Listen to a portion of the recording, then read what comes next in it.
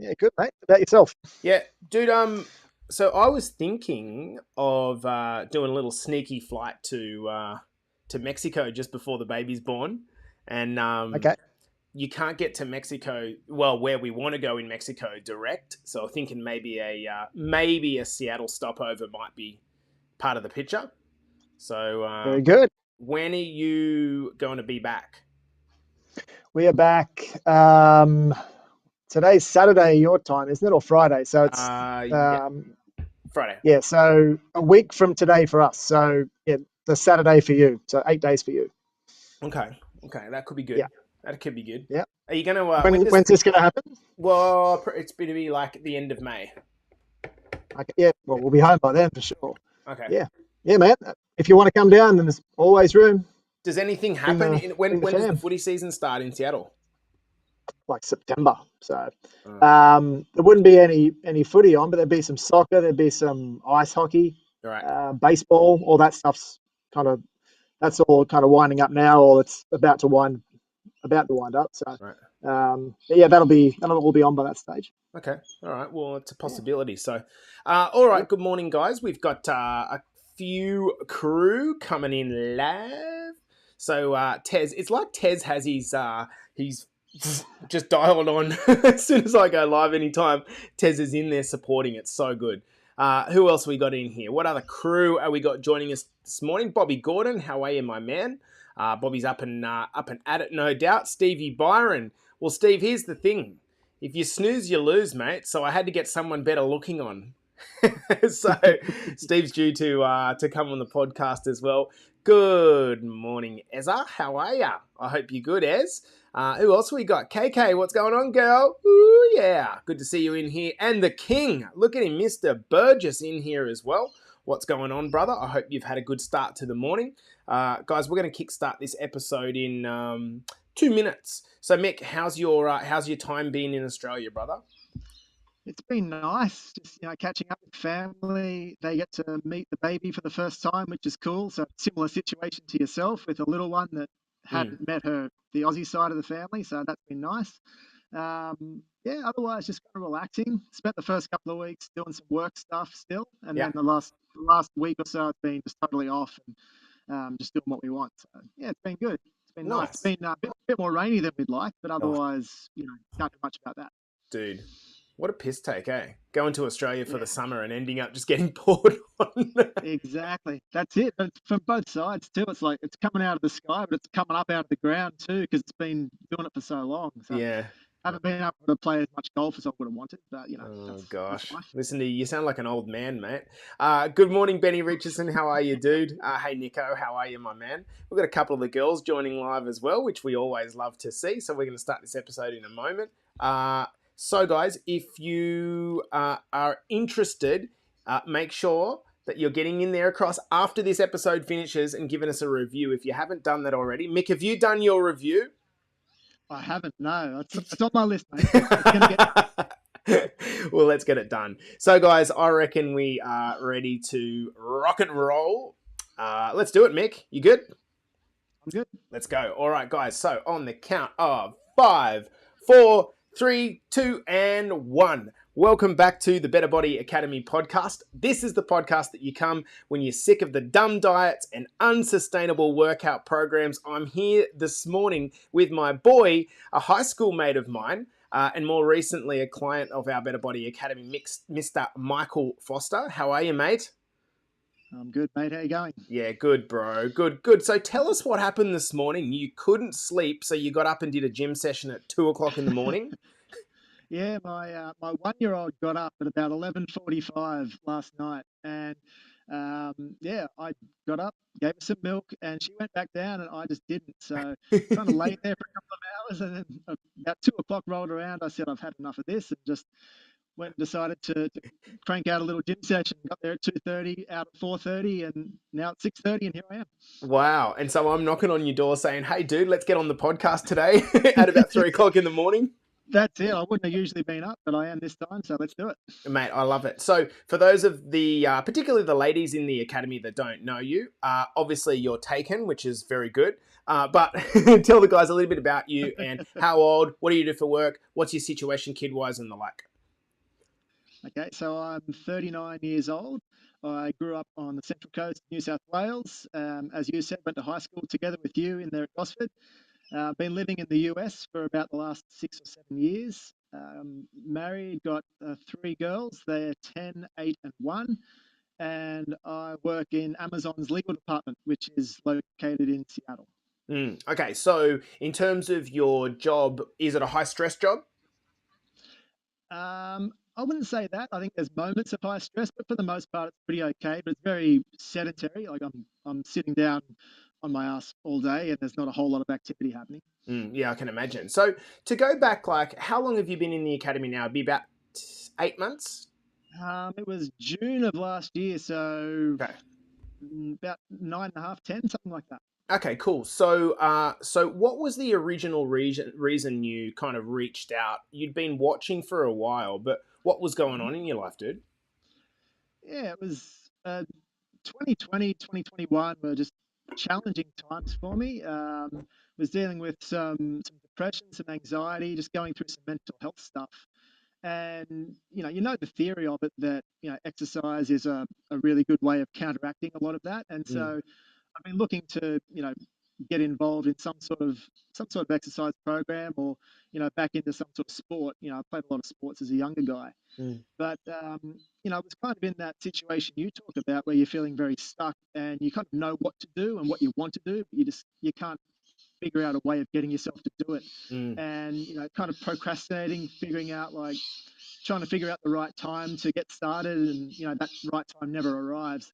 And so it was just a case of, I think you came along with a lot of your posts and things like that at just the right time, that it kind of spoke to me in a way that was like, okay, maybe this is the path I'm looking for. mm. And reached out to you and got involved from there. So, dude, if you can let me know what when you say stuck, you were stuck. I know what that definition looks like for me, but what did stuck look like for you on a day-to-day basis? Yeah, it's kind of like I described, that you know what to do, and like that you want to do certain things, but kind of, I guess, life kind of gets in the way, or your perception of life gets in the way. Mm, And it's like, I want to get fit again, but I don't feel like I have the time. Or when I do have the time, I feel like I've got a bunch of niggling injuries, and different things happening physically, that making it hard for me to get in the gym. Like, it's hard to go and you know crank out a bunch of bench presses if your shoulders and your elbows are all busted up. mm, And so mm, there was always kind of an excuse, or like a voice in the back of the mind saying, like, wait a little while longer, and then these things will resolve and you'll be good to go. And you wait and you wait and you wait, but that time never comes. And eventually you're so far removed from when you wanted to do these things, like when you made that decision to want to go that way, that you kind of forget why you got there in the first place, and around you go. So mm. it was just a weird situation where your intentions and your actions just feel like there's a block between the two, and you can't kind of marry them up. Geez, that's a ridiculously good way of describing it. So, if you're watching this one live, guys, I want you to let me know in the comments, like, what was stuck for you in a few words. Like, what was stuck for you? Mix just described it, I think, really, really well. But what was stuck for you?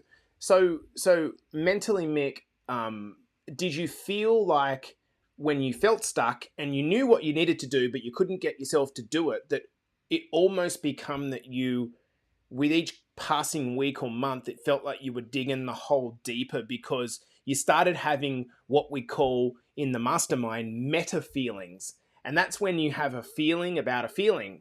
So, as an example, I know that I need to get healthy, I need to get back on track, but I can't bring myself to do it. And because I can't bring myself to do it, I feel bad about feeling unable to motivate myself. And that's Mm, one level yeah, deep. And then the feeling after that is that I feel bad because I realize I've got kids and I should offer myself a bit of compassion. So then I feel guilty. So far, yeah, I feel unmotivated, bad, and then guilty. And then I realize that this guilt is making me feel depressed. And then I go another mhm. level deeper, and it ends up that I feel unmotivated, bad, guilty, depressed, and we just keep burrowing down and down and down further. Do you relate to that feeling? Yeah, 100%. Yeah, that's really well described. And I think a big part of getting started in anything is like you want to have the confidence that when you get started, you're going to get some results, or you're going to not fail, or you're not going to look stupid, or whatever. Mm, And when you go through all those things that you talked about, you lose confidence in your own ability. You lose mm, confidence in your own that sense of self kind of disappears a little bit, mm, and that spiral just keeps on going further and further down. So it's a difficult one to break, and I feel like it's one that for me at least, I couldn't break it by myself. I felt mm. like I needed to get some support, needed to get some people around me, whether that's coaches or teammates or whatever. And that was something that the BBA helped provide, and that was why that kind of spoke to me at that time. Mm. Do you think that your missus and or kids knew the gravity of the stuck feeling? Because, I was even Mm. thinking to myself today, we've got one kid and a very supportive missus, and in comparison to your situation, that seems easier, at least on the surface. But even for me, like I've got to make a conscious effort to look after my mental health, and it's Mm. like it's quite hard if you're not if you don't have that transparency with your missus, it just how much we actually struggle as men, and they kind Yeah, of look at us as like, yeah, but you're the strong one, or you're physically the lead, or whatever it is. But man, like sometimes it gets fucking hard. Hey. it does. It does. I think my missus, she's fantastic, and she's super supportive, and she was, supportive of me, like taking some steps to sort myself out. And I think she understood that I was kind of battling there for a while, and I Mm, leaned on her pretty hard, mm, which was huge because at that time we'd just had our third girl, and she's only a month or two into doing all the breastfeeding and all the stuff that comes along with being a new mum again. mm, mm, And this is a pretty long time after our second one as well. There mm, was a good gap. mm, So it was a difficult time for her just from that respect. And then she had to kind of, have me leaning on her as well. So she mm, was super supportive. She was great. And she understood that like I wouldn't be leaning on her to the extent that I was if I wasn't mm. struggling. Keen, yeah. And so she was great. I think the older two girls probably don't understand the extent of I probably don't even really understand like mental health and what it is and the way that it can affect you. But they would have noticed differences in dad, the way that he's reacting or the way that he's kind of acting around the house. I'm sure they notice bits and pieces, but they probably don't join the dots so much. So much, yeah. So in terms of getting started, like what was the biggest thing for you in getting started? Like, how did you make that happen? Obviously, yep, we joined you up in the academy, but there's a difference. A lot Mhm. a lot of guys will still sign up to a program but never mentally commit. So how did you Yeah, kind of get into momentum? Given that you're in the US and you're not close by where a lot of the guys are. yeah. I think when you're going through a difficult time, whether it's physically, mentally, whatever, that struggle, that pain can create a lot of leverage. And I kind of, first of all, like just solo really leaned into that and was like, I don't want to feel this way anymore, and I want to do something to fix it. And I don't want to like just dip my toe. I want to go all in. And if I end up back where I am, then like that'll suck, but at least I've tried.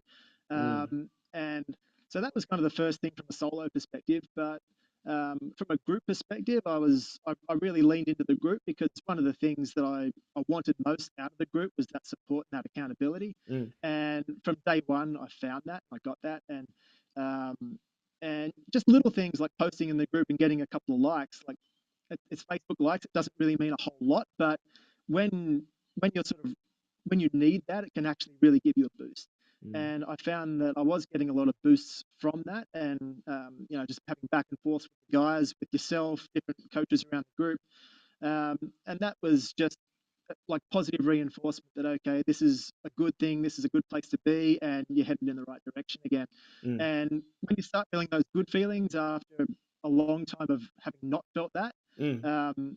it kind of creates its own momentum in a way. It's like you run towards pleasure, you run away from pain. That's kind of how it got started for me, and then it's just about building habits from there. Dude, you said it so well then when you talked about using pain as leverage. I put a reel up yesterday saying that exact thing. I think a lot of people think that, and I've heard this verbatim from a lot of people. Um, I've seen all your results, Jace, but I'm beyond fixable, right? And Yep. we all to a degree think that, because we think that our situation is so unique, and the pain that we're experiencing in a moment is so unique that it's like it's beyond what you can talk about.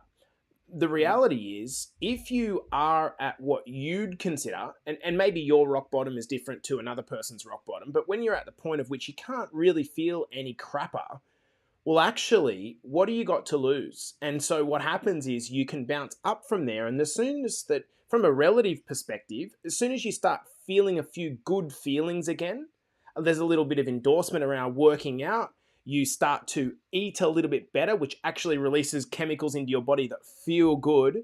And then all of a sudden you start to just get a taste of it. And this is where you can learn, you can really use pain as a leverage point. So I love the way that you put that, dude. That's awesome. Now, um, I remember you were a pretty sporty guy at school. Obviously, you played cricket, you played footy, you played soccer, these different things.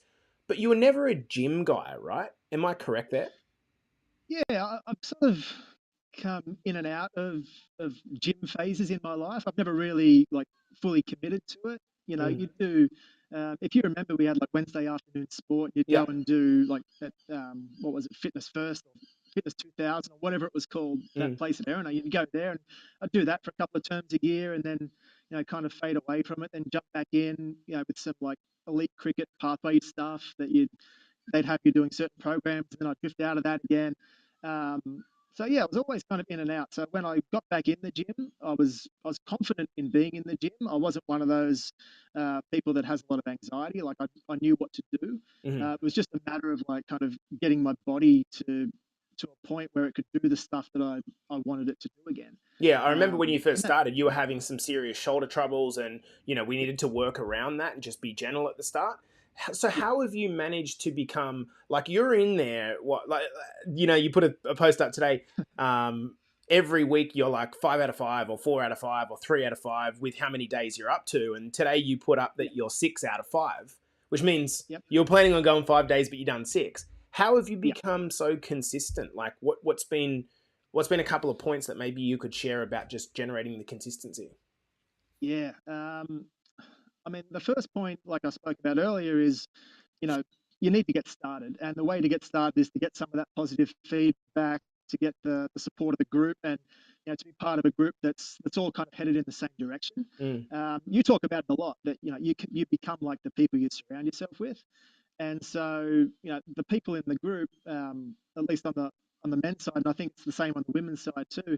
Like there's a lot of posting about gym sessions people are doing, and that motivates you to want to go and hold Mm. up your end of the bargain and be a good part of the team.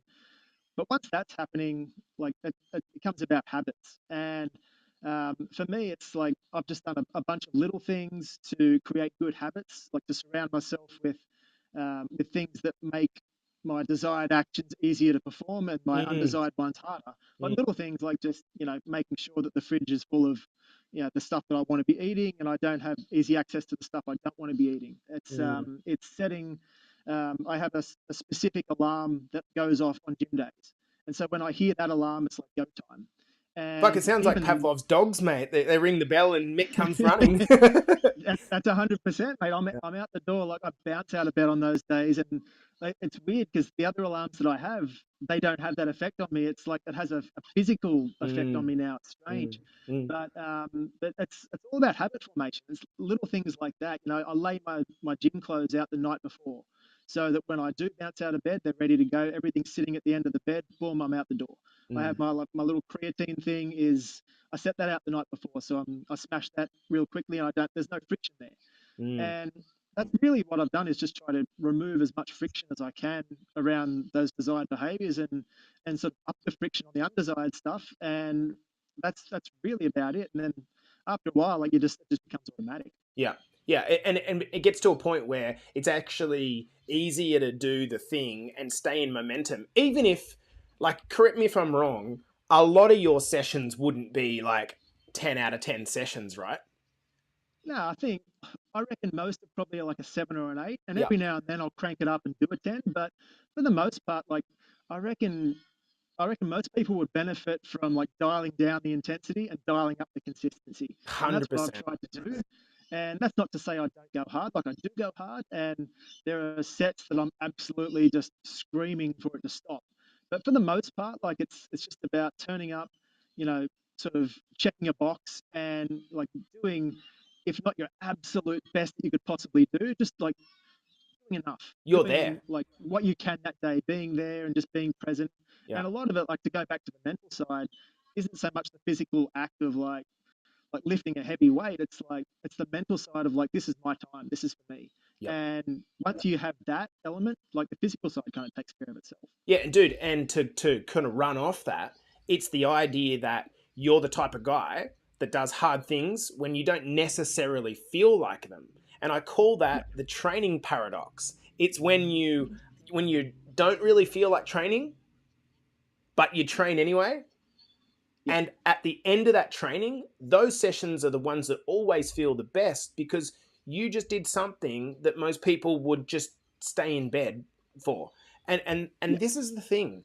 A lot of people kind of look at the gym or whatever it is that we're talking about, the habit that we're trying to form, and they see the physical element of it and they go, oh, that's, I'm not really interested in that. It's not about that. When we talk about doing hard things, it's about showing yourself and building trust with yourself. And you mentioned that central to your, call it, decline was a loss of self belief. Yeah. Um, Mhm. okay, so would it make sense then if you lost self belief, which led to the decline, then getting back on the way up involves building your self belief again? And how Yeah. do you build your self belief? If you ask me the question, how do you build your self belief? You build it by doing the things that you say you're going to do, even when you don't feel like it. And this is like, I'd consider myself a decently spiritual person, but when people say, "Oh, you shouldn't do things that you don't feel like doing, and you're not in alignment," like that's horseshit because we only feel like doing things that are easy and are good. No one feels like getting out of bed at 5 o'clock most of the time unless you're Terry Holden. Like, it's like no one's waking up going, yes, 5 o'clock, I love this shit. But after you've done the session, you do that exactly. We got a comment here. Self-esteem is built by doing esteemable things. That is a comment, dude. Have you had any challenges on your journey, sort of so far? Mentally or physically, apart from the injuries. Yeah, yeah. The first thing that popped into mind was just like a few little niggles that I've had to work around, but like you can substitute exercises pretty easily. Um, for me, I think the ongoing struggle is always trying to find that balance between like you want to obviously have progressive overload and be lifting heavier and doing all these things, Mm. but you also want to do it in a way where you're maintaining proper form and you're not going to hurt yourself. And I'm always like sort of fighting to try and find where that balance is. Obviously, your capabilities change and they grow over time, and you know you do the same thing for a few months, you're going to be able to lift heavier. But Mm. there's always a part of me that wants to jump ahead and do more and lift heavier and lift more reps or be in the gym like 7 days a week to try and accelerate your results.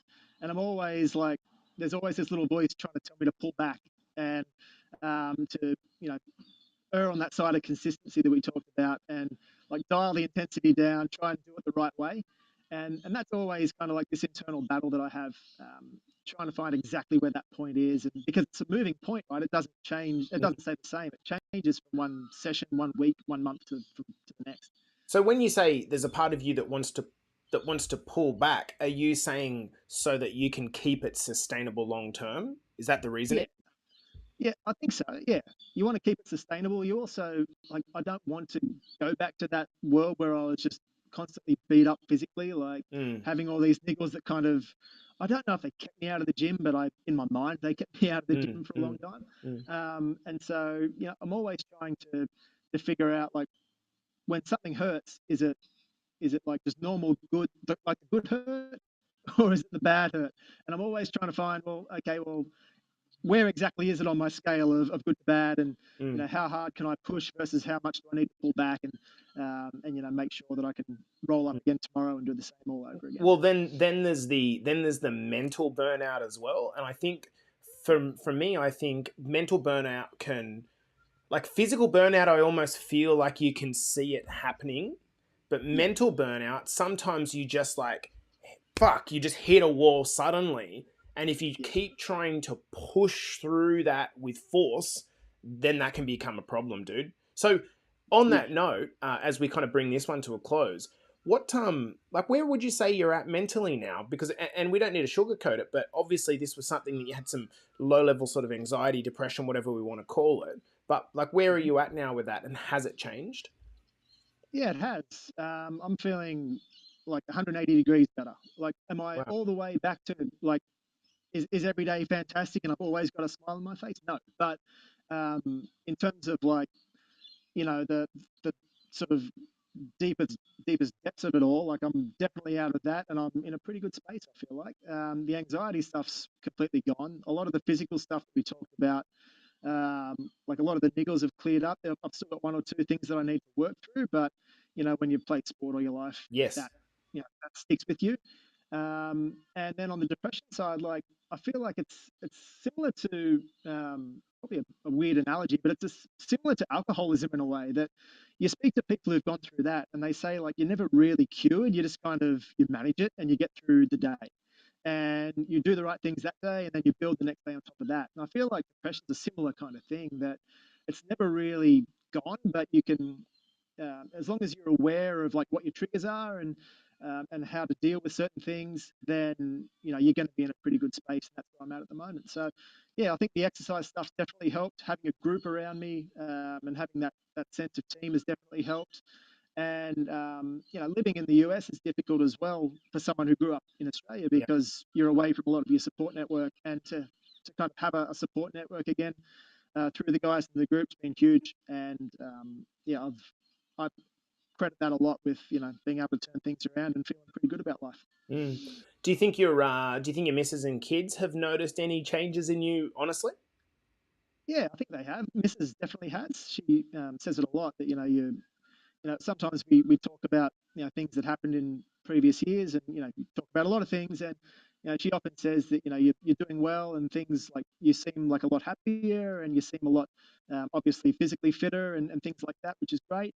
I think the kids have noticed too. There's probably a bit more energy and a bit more kind of not just energy for me, but energy around the house. And Mm. when you're in that kind of, that tough space mentally, you tend to like suck a lot of energy out of the room. And I feel like I'm starting to put a bit more energy back out into the room, which is a nice thing. So And I bet that yeah, feels from a father point of view and a husband point of view.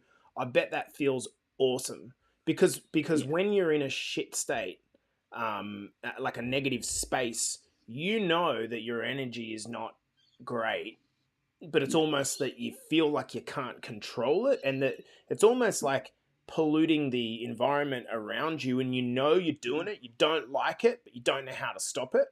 So yeah, so to be now, almost like soaking up the energy, the negative energy, and putting that back out as like positive, vibes. I think that's fucking cool, man. That's so cool, yeah. dude. It's nice. It's nice. It's a weird thing that you get into this space where you're sucking that energy, then you feel bad about yourself, and then you're making it harder for people to support you because you're that way. But it's the Yeah. moment that you need support the most, and it's just that's why it could spiral really quickly. And to have that sort of outside intervention, I guess, of like a different group of people that don't have that history with you, Mm. and you sort of can jump into a different group where you can make your vibe whatever you want it to be, was super helpful. Dude, I love that so much. And we've got plenty of comments coming through. One of them that is made by Luke. How insightful. Yeah, man, you're an intelligent guy. We all know that. But just hearing you articulate it in a way that I think a lot of people, this will hit, particularly guys that maybe saw that you were maybe struggling or didn't know because you're a fairly private guy.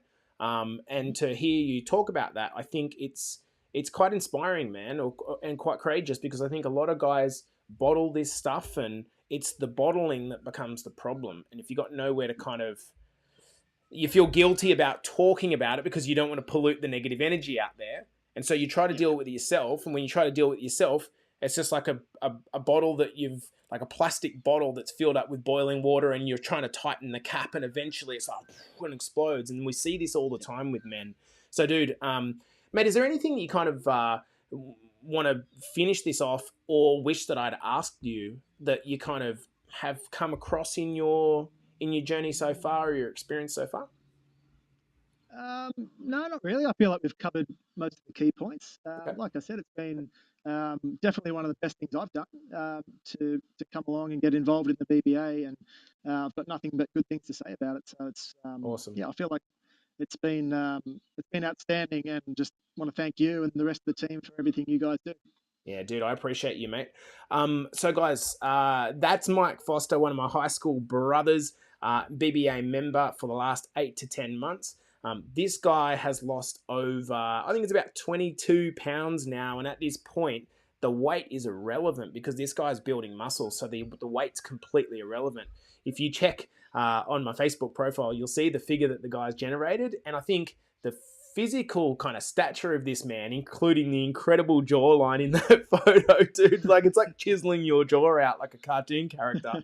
Man, in addition to this, it's the mental space that he's in, and I love that. And it's not to say that you won't dip in and out of some difficult times in the future, like we all do, but just getting the tools and the accountability to be able to move through it, super courageous, dude. And thanks for coming on the podcast, bro. I appreciate it. No, So, no worries. Thank guys, you. this has been the Better Body Academy podcast. This episode with Mick Forster. So far, we have transformed.